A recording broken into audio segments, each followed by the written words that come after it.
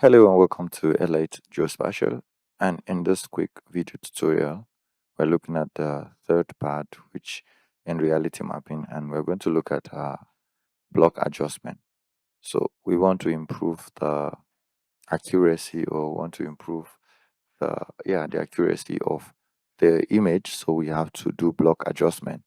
So to do that, you're going to go back to the reality mapping tab, click on it, and then you're going to see adjust. So you click on the adjust. Once you click on it, another tab will be open, as you see here.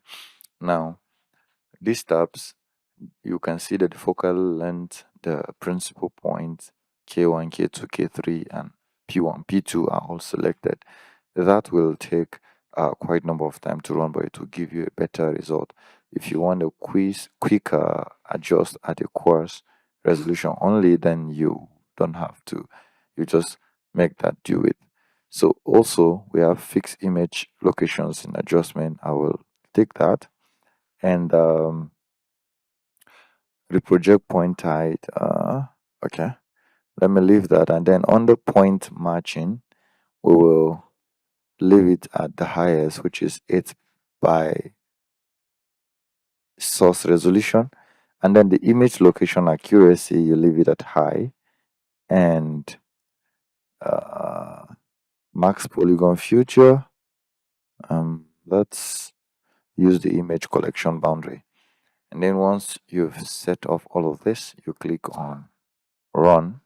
This will take quite some time to be able to finish, and we'll wait for it to finish, then we'll.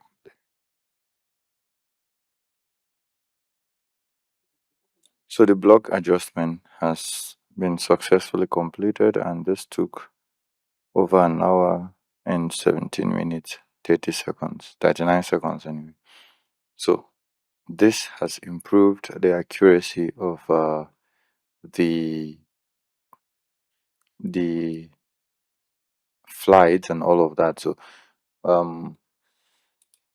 and that's it. So the next, we're going to look at how to manage the GCP. We're going to be importing the GCP ground control point to also move further in enhancing the accuracy of this data. So thank you for watching. Don't forget to like, share, comment, and subscribe, and I'll see you in the next video.